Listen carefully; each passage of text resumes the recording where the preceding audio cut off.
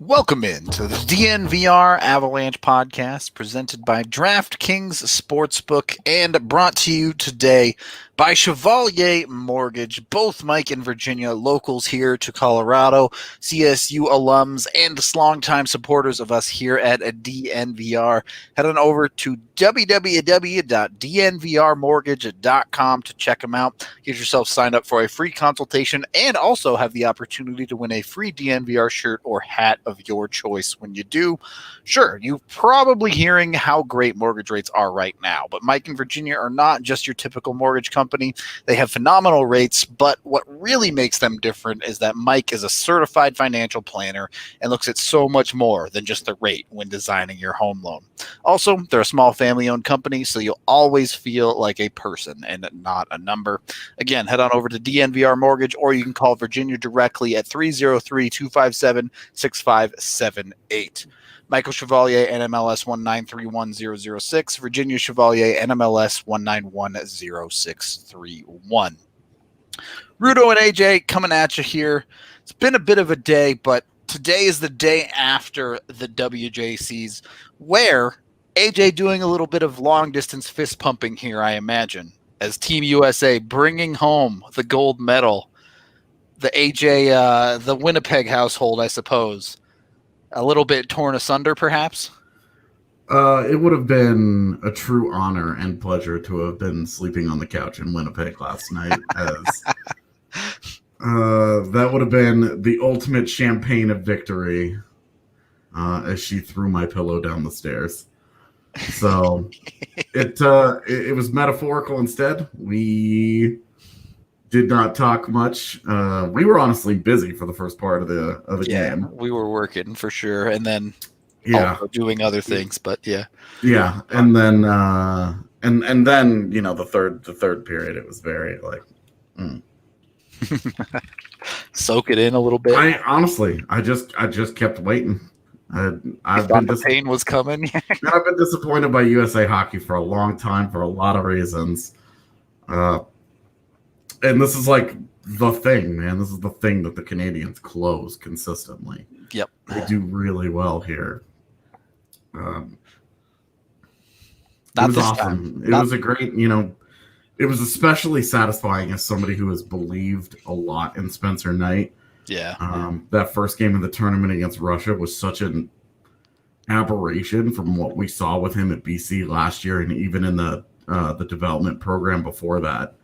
He's always been such an aggressive and high quality puck handler, and to see him play the way that he did against Russia was like, this is a mess. Yeah, this is not Spencer Knight. But yeah, and then of course you have all the people who don't watch prospects and have no other hockey going on tuning in and being like, "Oh, I see the experts got this one right again," and You had a lot of the same crowd that's always like, this is why you don't draft a goaltender in the first round.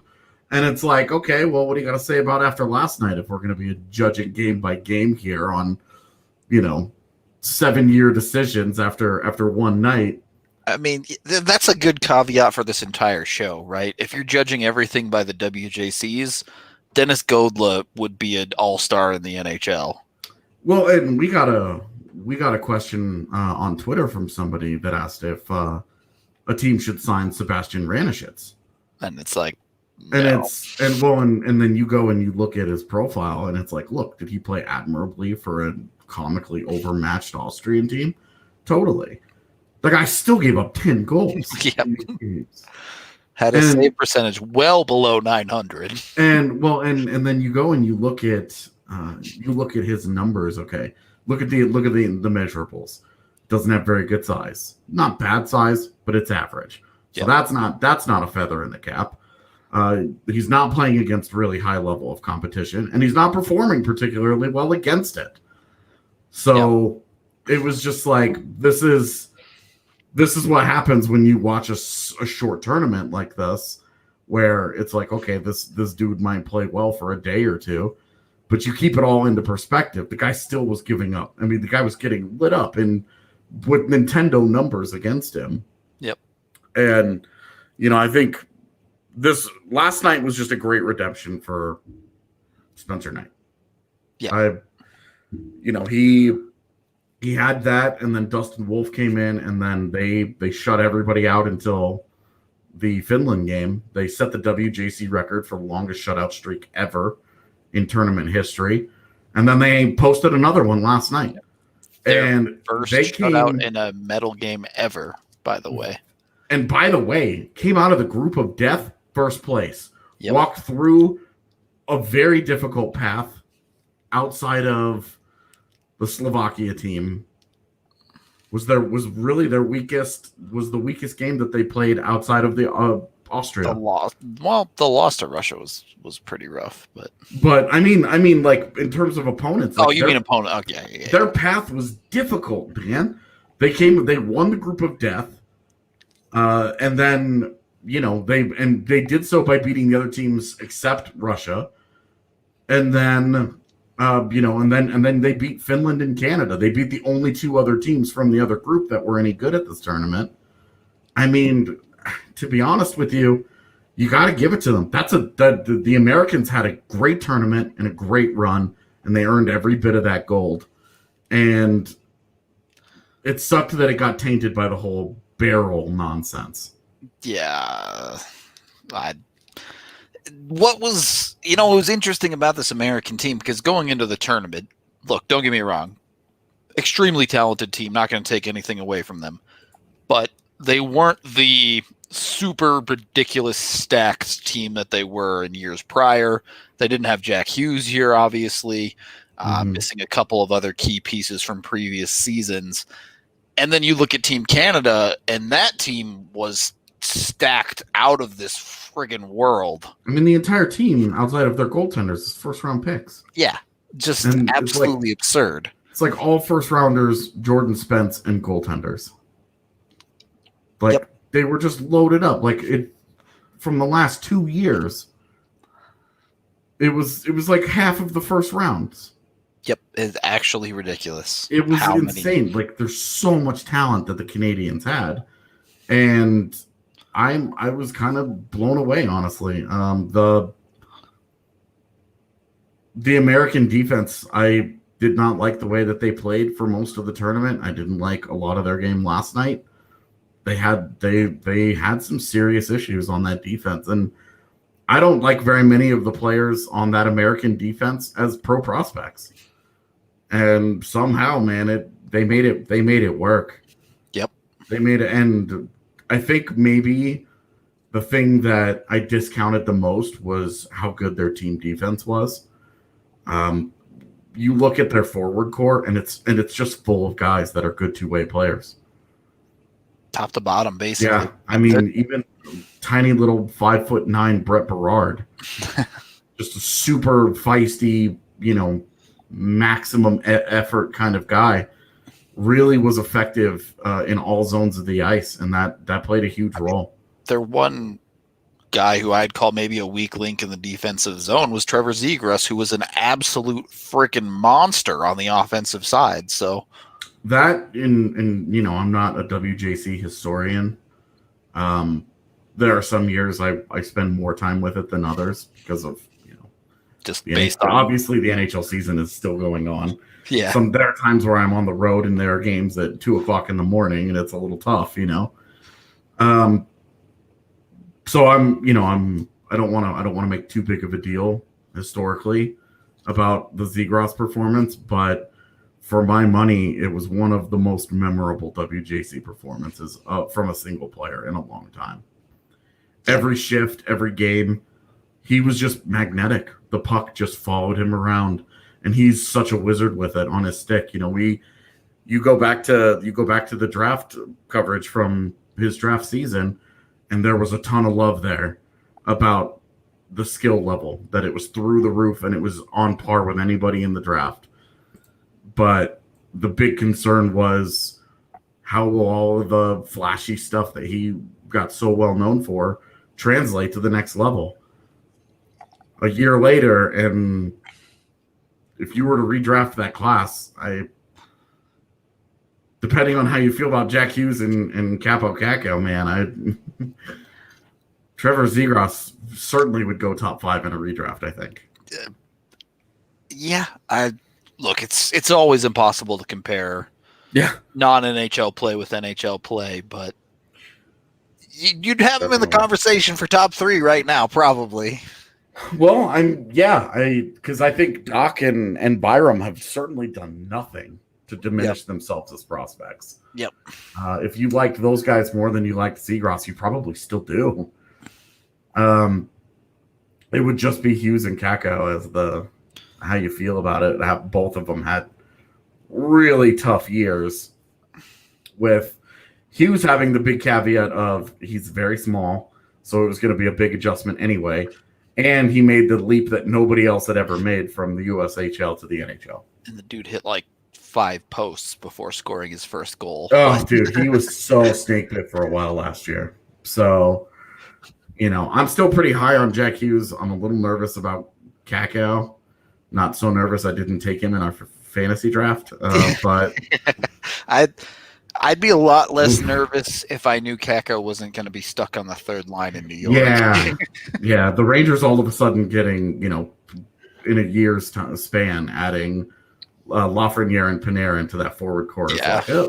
Well, there's some guys now. Yep. That he's got to share, and he's on the right side. Those guys are going to be on the left, so he's going to share the ice with one of them. If he doesn't make a big leap next to those guys, you're in trouble. Yeah. But I'm not gonna hate too much on a 19-year-old kid in the NHL last year. Just to say, Zegras looks awesome, and as a guy, he's one of the few guys that's actually leaving that tournament and going straight to training camp. And as much as I'm excited to see the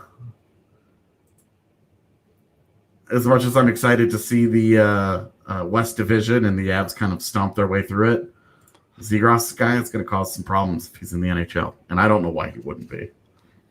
Yeah, especially if there was a question after that WJC performance, be real hard to keep him off the roster now, for sure. We're going to get to Byram here in a minute. Yep, we will talk about all of the Avs guys very soon. Go ahead. Okay. Take our first period break there then, since we might as well at that point. This podcast is sponsored by Breckenridge Brewery. I got myself a Hop Peak IPA right here. It's a little fuzzy, but you can almost see it. Highly recommend going down to the farmhouse in Littleton if you haven't checked it out yet. They have dozens of flavors of beer for everyone, whatever type of beer you like. They have, as I almost burped that beer back up, they have a flavor for you. Check them out down there. If you're not local, use the Breck Beer Locator online to find a Breck beer near you. If you're in the States, they have at least some kind of beer all across the country. Highly recommend you check them out. And, of course, we have DraftKings Sportsbook as well, the #1 rated sportsbook app out there with amazing odds boosts every single day. These guys, honestly, at times it does legitimately feel like they're just giving away money. So why not jump on it and get yourself some free money when you sign up with a new account with code DNVR today.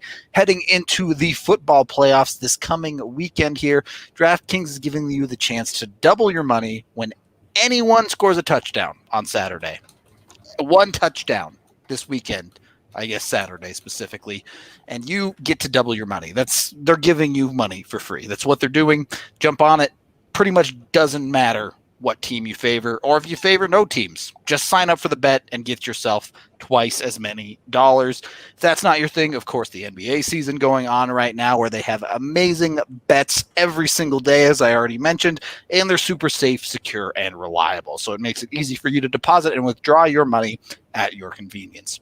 So download the top-rated DraftKings Sportsbook app now and use promo code DNVR when you sign up to have a shot at doubling your money. when that touchdown inevitably gets scored on Saturday. Again, code DNVR to let them know we sent you on over there. For a limited time only at DraftKings Sportsbook. Must be 21 or older, Colorado only. Restrictions apply. See DraftKings.com/sportsbook for details. Gambling problem, call 1-800-522-4700. I do need to step away for 1 minute here, but I will leave you with AJ and his thoughts on, let's start with Justin Barron at this tournament, because I think he was one of the quietest members of Team Canada at this tournament. This is where I just stare awkwardly into the camera for 40 seconds, shell-shocked, not knowing what to do. There you go. Chat, just ask him some questions. He'll answer. There you go. No, I think the big thing with Barron that I noticed at this tournament, obviously, he's playing a really limited, very specific third pairing role. But I honestly, I liked him early on. As the tournament went on, I liked him less. I liked his game less and less. He looked really uncomfortable moving the puck. A lot of turnovers, a lot of unnecessary icings, struggles with the puck that I just was not expecting to see much of. They were asking him he had kind of the keep it simple, stupid sort of game or sort of role that they were asking him to play, where it was just don't screw this up, get pucks out, move them, and, be a little better offensively than certainly he was. I was disappointed, honestly, that his offensive game just did not look good at all. When you compared it, even to the guys that you think of as more polished defenders in the Caden Goulets and Braden Schneiders, Barron just didn't look as good. He just didn't look like the same caliber of player. And obviously you're not like writing off that pick. And oh my God, he has made a huge mistake. But given that the conversation on draft night was Justin Barron or JJ Peterka, who I am supremely confident would have been the selection had Barron not been there, you have to feel like JJ Peterka is the superior prospect coming out of this tournament if you were just basing it off the tournament and not an entire body of work. Peterka looked great and he excelled. He was also playing next to Tim Stützle, who looks awesome. Justin Barron in the third pairing role, a little bit just did not shine in a major way. Barron, not really. Sickness. Honestly, he's played a number of games in the queue. He had like a good month in the queue, I think. Yeah, Rust should not be much of a factor there for him. He's one of the few guys that actually got to play. The guys in the queue were the only ones in the CHL that really had a chance. I don't have like heavy. It's not like a heavy criticism of Barron, just that there were some weaknesses in his game that were problematic. I didn't think that he played particularly well at times. Yeah, it was kind of weird. I think it kind of almost went downhill as the tournament went on. At the start of the tournament, I really liked his game. I thought he made a lot of really, really intelligent plays, and with his physical gifts and abilities, which for someone his size, he does skate quite well. It looked like a really good combination, and then he just kind of disappeared as the tournament went on, and obviously culminating in a couple of mistakes against Russia in the semifinals. The goal ended up getting called back, but him just falling down in front of his goalie kind of summed it up. Yeah, I think the thing that caught me off guard the most was he just gave up the blue line. Yeah. Was not strong at all. Defensively, he just gave up free zone entries and was just playing it super duper safe. And like maybe that was something that was being asked of him, but I've seen better from him. I know he's capable of better than that, which is one reason why I'm not like taking this to the bank. This is the first time I'd ever watched him play. I'd be really disappointed that Colorado drafted him.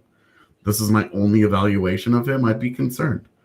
But I liked the player at Halifax and I liked the player today, but it was, it's always better when you see your big guns show out, first for round sure. picks. Yeah. Especially sheltered role or not, you want to see those guys look good. And Barron, I thought of the 4 Avs at WJCs, I thought Barron was the worst of them. Yeah. I think by a good margin, to be honest. Yeah.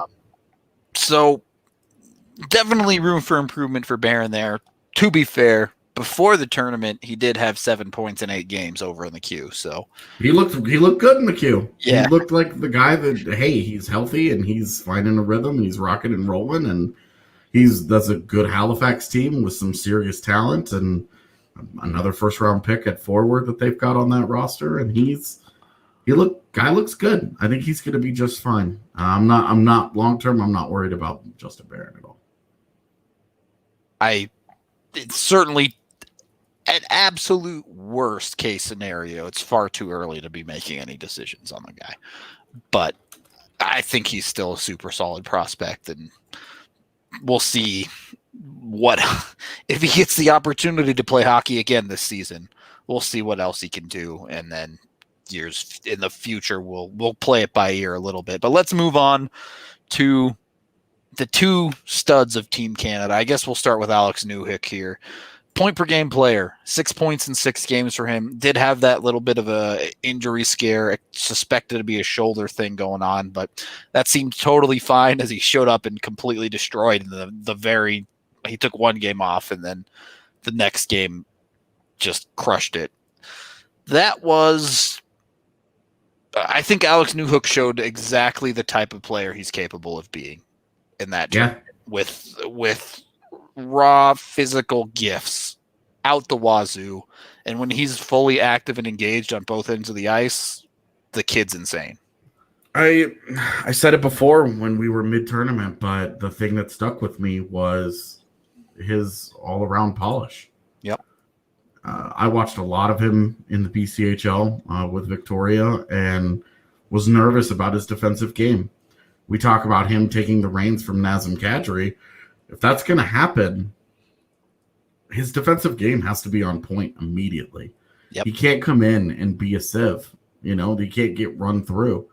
There's rookie growth, and there's adjustments, and there's going to be mistakes and blah blah blah blah blah. But if this guy is going to take the second line center job from Nazem Kadri, either I don't think it'll be next year, but 2 years out, sure. If he's going to, if the Avs are going to be justified in maybe not letting Kadri or letting Kadri walk in free agency at the end of his contract in 2 years, because of Newhook, his defensive game is going to be a huge part of that. You're not worried about the offense at all. It's there. Yeah. It's there now. He could be in the NHL today with his offensive profile. The big thing, he still needs to get bigger and stronger, and I think that was exemplified by he got stood up at the blue line and went out with injury. Yeah, took some contact and immediately was nope, he's done, and he misses a game. Ends up being a minor thing, but it's one of the concerns that you have.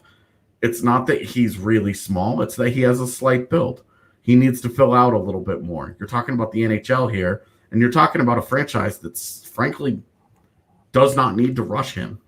Yep. The only reason we're talking about him, when he was drafted, you and I said 2 years no matter what. Yep. And the only reason that he's still at BC is because the organization that drafted him was too good. Yeah. At the NHL level. Because if he was in LA King right now, you think that he wouldn't have an NHL contract?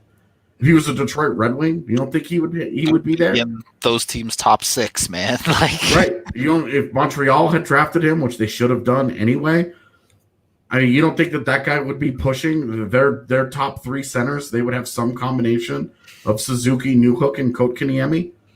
That'd be scary. Exactly. You don't think he'd be there right now? No, he 100% would have been there. But the Avs have the luxury of waiting on him a little bit.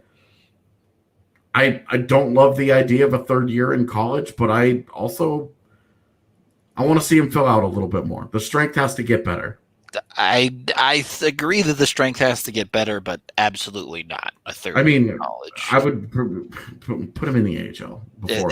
Yeah, if you're that concerned about it, if it doesn't get that much better, but he has to fill out.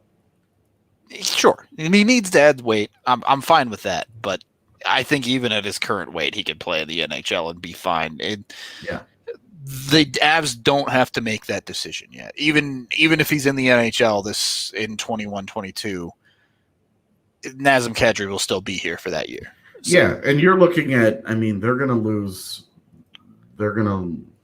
realistically, they're probably losing Brandon Saad and maybe one other forward to the expansion draft. Yep. So there's going to be jobs available. You know, they've already got Martin Kaut, they've already got Logan O'Connor, they've already got Shane Bowers. Alex Newhook's got to find a spot somewhere, right? And you're not gonna not give Alex Newhook a job because Logan O'Connor took a step forward or something this year. But right. I'm just saying they've got to figure this out. They've got to sort through the enviable problem of having too many good young players just hanging around, waiting to trying to steal jobs here, trying to earn NHL ice. Aw, shucks.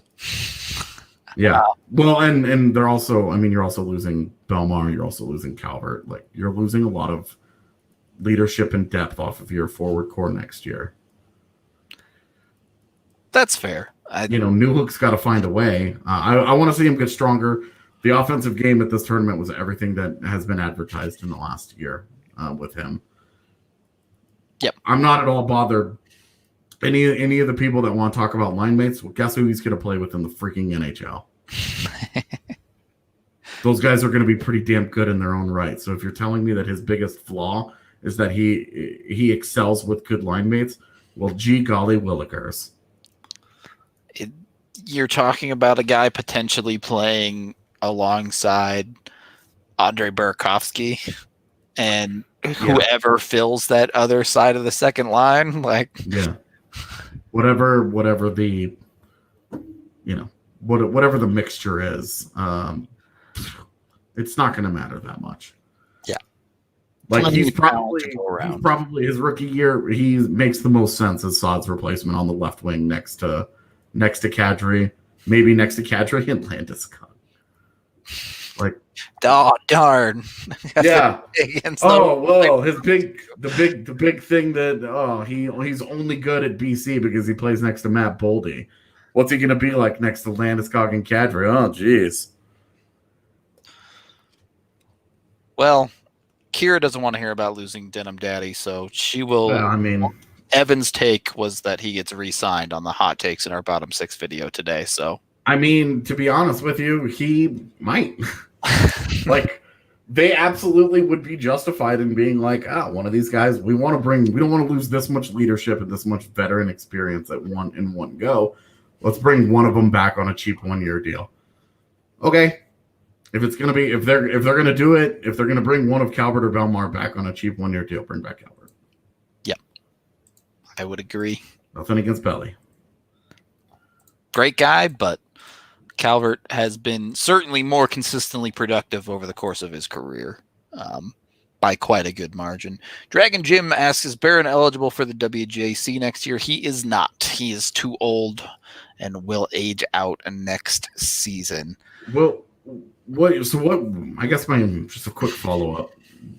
From what we've seen of Barron so far, between Halifax and WJCs, do you give him the ELC and put him in the AHL next year? Yes. On the Timmins path? For any bona fide NHL prospect, I believe it's a mistake to give them an overaged year in the CHL. It's just the wrong answer. Okay. I'm fine with it. I think it's an aggressive promotion, but I have no issues with it. If you believe that those guys can make the NHL, then you have to believe in them against professional competition at age 20. You just have to. Do you worry maybe that and this is not so much a Barron related question, but an organizational question, that there are so many likely ELCs coming in onto next year's Eagles team anyway, between, Annanen and Bocage and all these. I'd worry a lot more if he wasn't a defenseman. Okay. Well, I'm just saying, like, all these guys are going to hit at the same time. Do you worry about making the Eagles maybe a little too young? I don't think it's possible. If it were up to me, the AHL would be a solely developmental league, period. Oh, I don't don't even kind of agree. No, not at all. You need some of these. You need like the Anton Lindholm types, right? And I'm not talking about the Mark Alts. I'm talking about like the Lindholm types where it's like he gets it, but he's a good soldier about it, and he's willing to help out the kids that are coming up behind him. And he's happy to keep playing hockey for another shot at the NHL. I don't disagree that you need those guys. I guess I shouldn't have said a solely developmental league. You need AHL veterans, you do. But I think that you should be looking at a significantly more limited number of them. I'm thinking like 5 or 6 of those guys. I'm not thinking like that's how I think it should be. Because if you have, and then the rest should be prospect-ish guys, because if you can fill out the rest of an AHL roster with prospects, you're doing really well at the draft. That means your prospect depth is out of control. You're doing really well at the draft. Yeah, I'll concede a little bit on that point to you then, because you need to fill out your AHL roster. There's no way you're filling an entire team with bona fide prospects. You're just it's mostly just like play them, and the Avs' problem is that they get guys and they bury them. Yep. And they don't give them legitimate opportunities to do stuff. Nick Henry's a great example of this. Yep. You know, Ty Lewis is an undrafted guy. We were really excited about him, and it just kind of didn't work out for him. But Nick Henry had the skill to play a much bigger role, and it's really disappointing that spent the entire season on the fourth line. And right, you feel like okay, his first pro year, he didn't do anything. Yep. And that's my concern with an aggressive promotion with Barron. Though, you know, he has the first round's kind of like hype attached to him. So they're more, I would say they're naturally more emotionally invested on making sure they get the most out of that guy at the AHL. I mean, you run into a little bit of the chicken and the egg problem, right? If Barron shows up in the AHL and doesn't play well right away, is it because he was just struggling off the start, or because he didn't get opportunity? And then do you continue to give a player struggling that opportunity, or do you end up burying him? It's a tough conversation to have, especially for a team like the Eagles. We've talked about it many times. The Avs AHL affiliate demands success. This is a team that has never missed the playoffs in their existence, regardless of what league they're in. This is that's was one of like my very few concerns about the affiliation with the Eagles, is that sometimes they get a little locked into that. Yep. And you end up with guys like Cale Kessie on ATOs. Yep. Taking up roster spots, you know, face puncher types that are taking up roster spots where you're like, Ty Lewis could have been at least giving you a chance there. Travis Barron could have been playing that role. Julian Nantel, JC Bowden. Those guys all could have been doing something for you. Guys that you use draft picks and ELCs on. You know, Lewis being the undrafted one there, but at the same time, Logan O'Connor wasn't drafted either, and he came in and was wildly successful. Yeah, you know, but you look at what's the difference. Logan O'Connor played in the top 6. Yep. Logan O'Connor didn't get buried on a fourth line in the AHL and asked to do something bigger. So that's where I just think it's tough. And with Barron, because of his age, it's a conversation.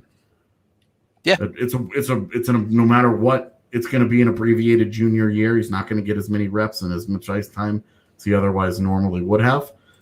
So I think this was a big showcase for him to have performed quote unquote poorly. You know, I just wonder how much it changes the math, if at all. It can't be the driving force of a decision. Safe to say he didn't help himself, though. Yeah. We could get a little bit off track there, so we'll take our second period break and tell you guys about MSU Denver. Now is the time to apply and register for classes. Spring semester starts January 19th, so you still have 13 days to get in on this and get yourself back to school or for school for the first time. Time and time again, the one thing that will protect you against economic downturns is an education, allowing you to adapt to varying careers. Go and build your toolbox at MSU, or, you know, you can head in and just finish up a couple of classes if that's what you're looking for. If you almost have your degree, you can finish it out. If you're just getting started, you can get set up with an entire regimen, a full schedule of classes. They're extremely flexible, whether you want to take classes online or in person. They have you covered. So jump on MSU Denver today and give it a try if you haven't yet. Highly recommend them myself. The teachers are amazing. Almost all of them come from the field that they teach about, so they can actually give you real life experience and even be a good connection when it comes to getting a job in that field. Third period of the DNVR Avalanche Podcast presented by DraftKings Sportsbook. Let's talk about, I don't know if he was the best player on Team Canada, but pretty much universally agreed that he was the best defenseman on Team Canada in Bowen Byram.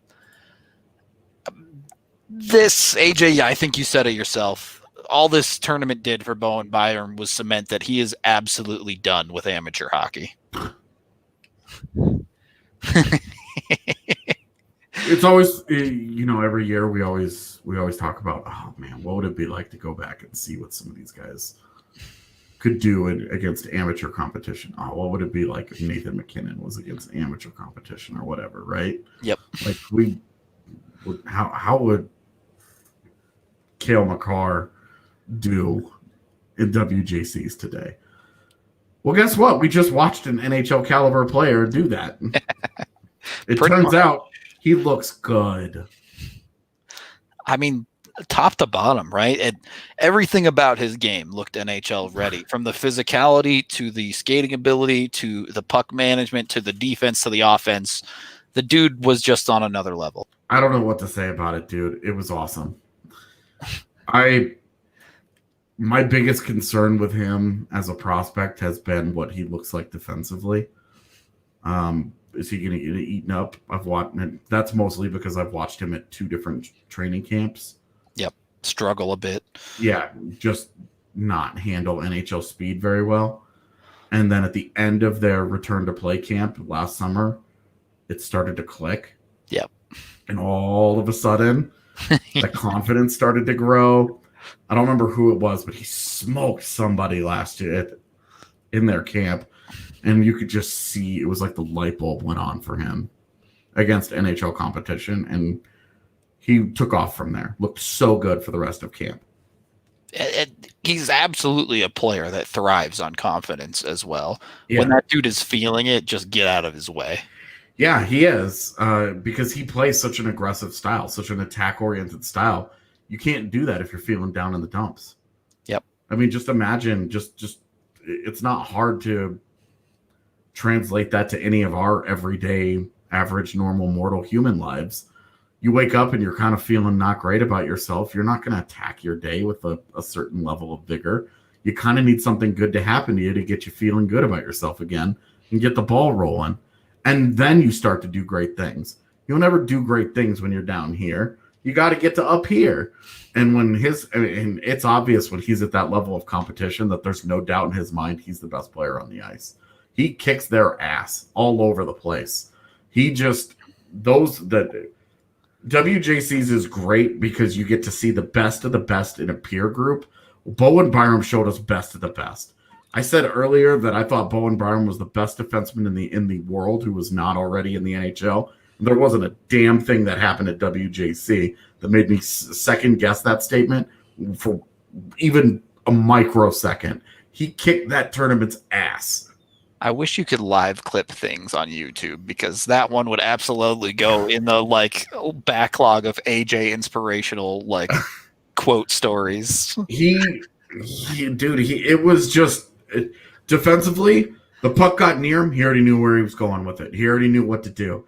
And he makes it look so easy that it's easy to take it for granted.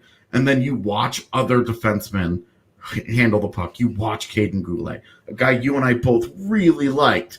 And then you watch him make decisions with the puck in a defensive zone situation, and you're like, there's work to do here. It's that extra half second of having to think and make the decision. Whereas a confident Bowen Byram, he gets the puck and he's gone.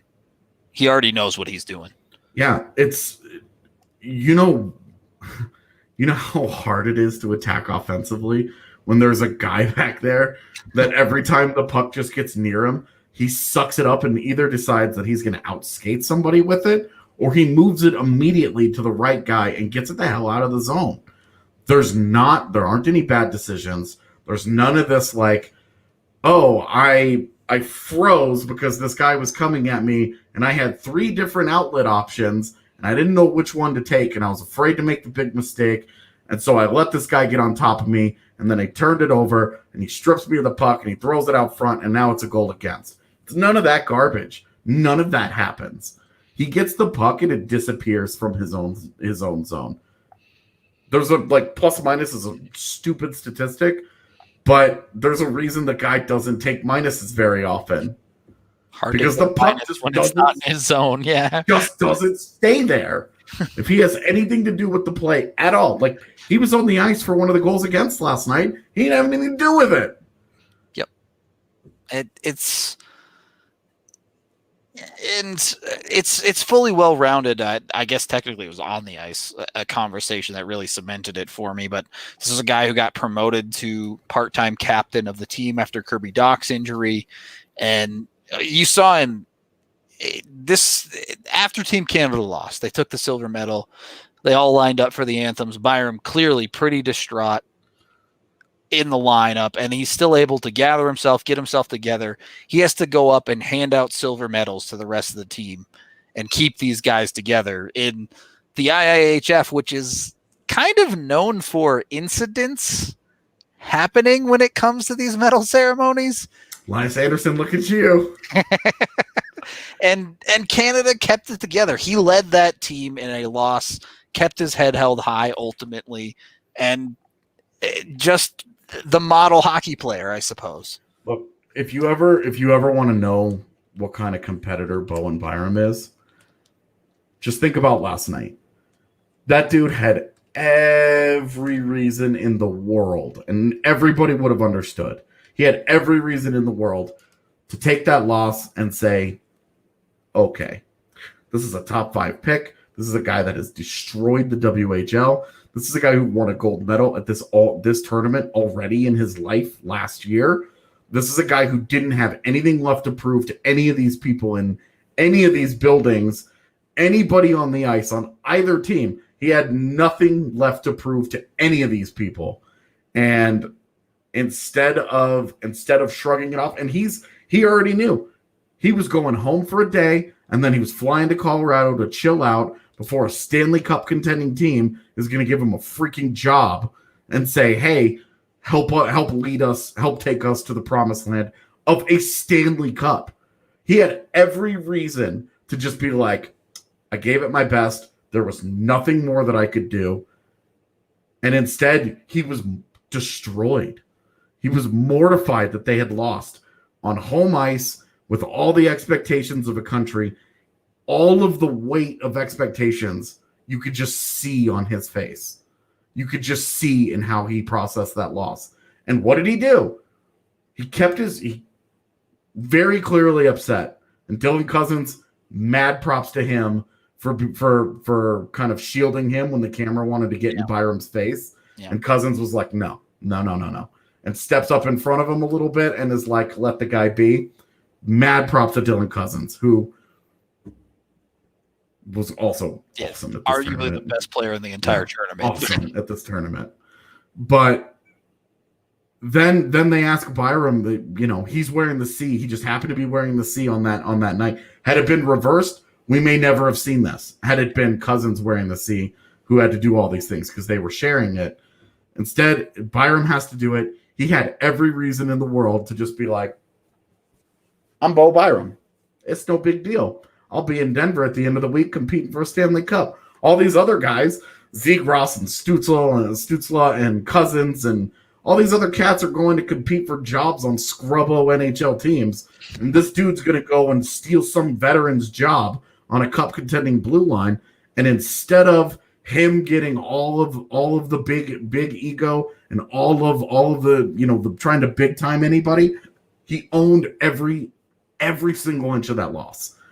He felt it and he wore it on his shoulder, and that just tells you what kind of kid he is. That tells you what kind of dude he is. Tells you what kind of man he's going to be.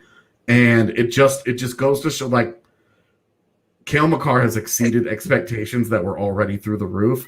And I have tried so hard to temper the Byram hype because it's what's happened with Makar is incredibly rare. And if it happens again with Bo Byram, the Avs are a dynasty, a legitimate dynasty, a legitimate, they are going to win 6 cups in 8 years, unstoppable freaking machine if Byram continues on the path that he's on right now. As Cygnus says with saying he guarantees the Avs player, notice that too. You put someone like a Bowen Byram on a team with that passion and you get him focused on a Stanley Cup next to a Nathan MacKinnon, and you end up with that unstoppable, undeniable laser focus of teams, players on one mission to get a thing done. And the NHL better watch the hell out, basically. I mean, Ray Ferraro couldn't even contain his unbridled optimism about Colorado's future right now. And there was a reason for that. Like, Ray Ferraro was one of the absolute best in the business. And that dude could not handle a Bowen Byram shift without being like, oh, and now he's just going to casually go and join Sam Girard, Cale Makar, Devon Taves, and Eric Johnson. Like, oh, it's just, oh, all right. Good luck, NHL. Like, you guys are about to get run through. The West Division is about to get dominated. And Bowen Byram's performance, like, we've said this a lot on this podcast in the last year, because it's been true every time, but the rest of these guys better watch the hell out. Because this team, like, it's already a cup contender, but Rudo and I have said multiple times, there's a really good chance that 3 years from now, they're even better and by a potentially significant margin.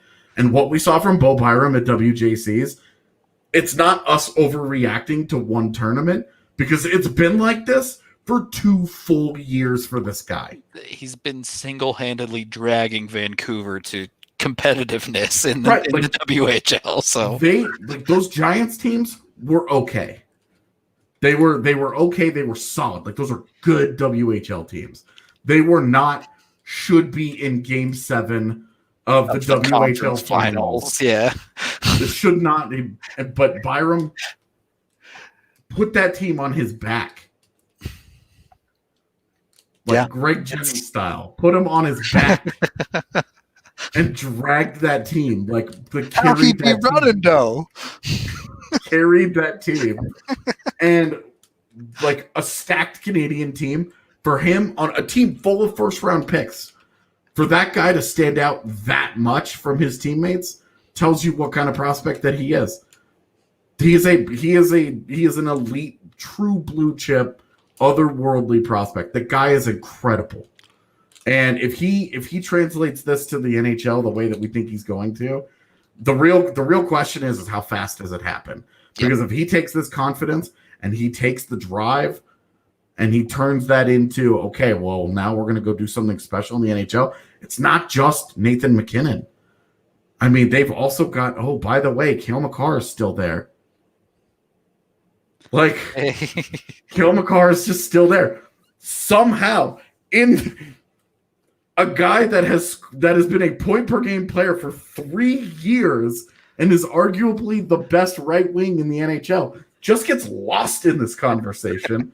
But, oh, by the way, Mikko Rantanen is also just chilling, waiting to drop another 30 goals in 56 games. Like, AJ's mind is blown, having started covering the Avs with then BSN in the worst year of Avs history. Now to an embarrassment of riches. Yeah, the second year of my professional career covering a 48-point team start to finish and not knowing what to talk about in January because I didn't have any more, well, they're really bad guys left in my system. Now it's well, they're really good guys.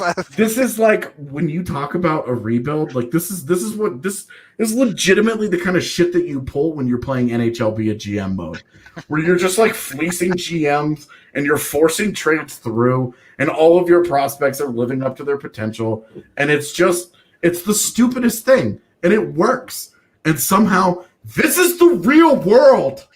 I don't I don't understand. As much as I respect what Vegas is doing, and as much as St. Louis forces you to respect their program and how consistent they are in their competition, Colorado is about to dominate them.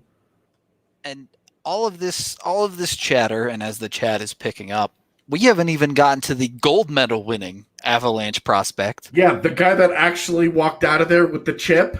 Yep. None of these fools. Nope. All of that hype, and you still have Drew Helleson, who helped Team USA to, let's be honest, most of these shutouts as their most reliable defenseman by a mile. When you're playing next to Jake Sanderson on their top-ish pairing, they didn't really have a true top, like what you think of as a top pairing, but they put him next to Sanderson and it worked. Yep. And the funny thing is it worked in such a way that you're like, oh, imagine putting that next to any of the puck movers on the Avalanche. You know, Jake Sanderson, really good skater, really good defender, left-handed, can get up the ice and exit the zone anytime that he wants. Don't know about the offensive profile. Could be better. Not elite, though. But, boy, he does a lot of that stuff defensively real well. And you're just like, so, this is what life next to Sam Girard's going to be like, huh? Oh, okay. Well, if that was not the kind of showcase, that is a perfect showcase for Drew Helleson. Yep. Relative to expectations walking in, Drew Helleson was the most impressive player for the Avalanche organization at WJCs. And I think in a lot of ways, Helleson's tournament was the exact opposite of Barron's, where Barron kind of went downhill as the tournament went on. Helleson, I thought, started off a little bit shaky. That first game, especially against Russia, he had some moments where his puck movement was a bit dicey. But as the tournament went on, he locked in, tightened everything up, and just legitimately became a defenseman that forwards don't want to play against. That's a dude who shuts people down. Well, and we've talked about the physicality. The guy's mean. Yep. I mean, you see him, and it's not so much that he smokes people with the big open ice hits. It's that they go into the corner with the puck, and he just like you're entering the Bears' den at that point. Yeah, it's just like straight up, like disturbing him during hibernation, where he's just like, I guess I just have to maul you until I get what I want now, which just happens to be the puck, which he was significantly better with than we had previously seen him. This was a guy that we saw a lot of at BC last year, and he did not at any point look as good as he did during this tournament. By the end of it, Drew Helleson was awesome. No argument against it. Smart decisions, effective, really good shifts, short shifts, strong shifts, reliable. Not a guy that just it was not a guy that was making mistakes. It's even with the admission that he straight up magooed his way to 4 points in this tournament. I mean, the goal, the goal that he scored off of his foot from 25 feet out was hilarious. But you get a little bit of the Connor Timmins factor there, right? You don't get those fluky points if you're not in the right position to be effective in the game. The thing that caught me by surprise by far the most with Helleson was the offensive instincts. Yep. Because how does he score that fluky goal? What's he doing? Driving towards the net. Yep. And you saw there were two instances last night. Team Canada, gold medal game, all the pressure in the world. The entire bored-ass hockey world has nothing better to do is watching you guys. And what's that guy doing? He's just doing his thing. He driving the net. I saw him 2 different occasions just jump right into the play. And they were both the right decision. He saw an opening, and one of them almost ended up in him scoring a backdoor goal off of it. It was just like what we used to see Nick Holden do all the time. Yep. And you start to see that, and you're like, oh man, if he puts those offensive instincts are there, and they start to work, and if they start to show up consistently, you combine that with a strong defensive game, and he's always been a good skater, and he's got great size. The guy's 6'3" and 205 pounds today. He's going to fill out a little bit more. Oh boy. I don't know what else to say. The Avs prospect pool is out of control on every level. with some of the stuff we've seen at this tournament. That Justin Barron was the worst of their prospects and still to me looked like a surefire NHL player is all you really need to know about their overall performance. You've got 2 star caliber players and then 2 guys that look like they're going to have really valuable ELCs. Yep. Helleson's rights are held through the rest of his college career. Yeah, he's got 3. This is his second year, so it's 2 more years after the end of this one. Expectations are he'll do 1 more year in college after this one, but we'll see. If he finishes this year strong at BC, you never know. I mean, could you imagine? We're talking about, the Eagles don't really have very many D prospects. And then next year, Barron and Helleson. They open up, it's like Barron and Helleson, and they don't know what to do with Connor Timmins, so he's down there again, and it's just like, these guys might be pretty good. Ooh. Yeah, Avs run a 10-8 lineup. There you go. As just as somebody who watches a lot of defensemen, and it's certainly the thing that I would say I'm most, I just gravitate towards most. Drew Helleson looked really good at this tournament. He really he stood out in a way that defensemen typically don't. And granted, because he's the Avs lone USA prospect, it was easier to look for him. Yeah, for sure. But that was also a guy that there were certain things that he did.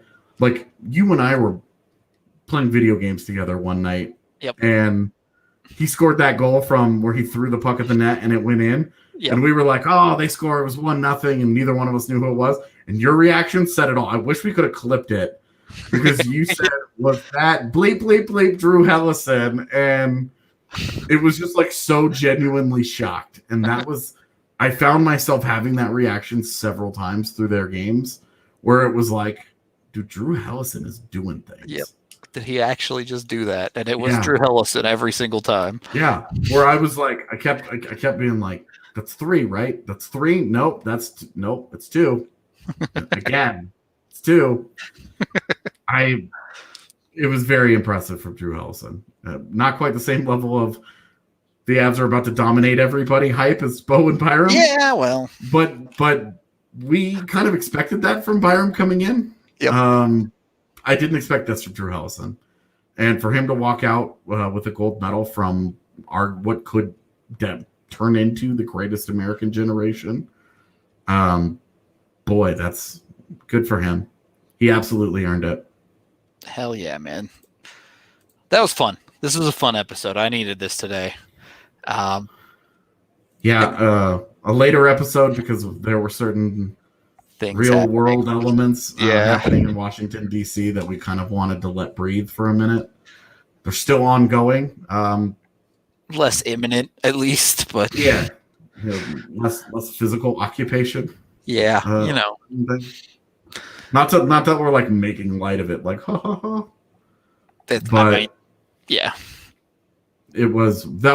we're doing this right now. That's why we're doing this tonight. We just wanted to let it breathe a little bit and get away from it. It would have felt wildly tone deaf to do it at 1 p.m. Yeah, for us to have done it like while things were mid, like right at their apex, and I was just trying to picture us going on Twitter and being like, "Come hang out." This conversation of losing our minds over Bowen Byram, right? All of that, Bowen Byram is going to be so special in this game of hockey. Yeah, someday these games that these adults play. Well, just a mess, man. For sure. Hopefully, at least this provided some escape for those of you that needed it. Obviously, AJ and I are extremely excited about the Avs' future at this point. Yep. Tomorrow, I'm super excited for tomorrow's episode. Yep. We are having Marissa and Jemmy come on to talk about the NWHL and give us a full season preview of the NWHL. What to watch, and hopefully she helps us pick our teams. Go Whale, baby. Go Whale. Okay, so hopefully she helps me pick a team. I was not aware that Rudo already had decided, but I'm super excited. NWHL preview tomorrow on an Avalanche off day. Friday will be Free Skate Friday. Per usual. This is going to be we're going to have a lot of fun the rest of this week. So, Absolute blast. Absolute blast.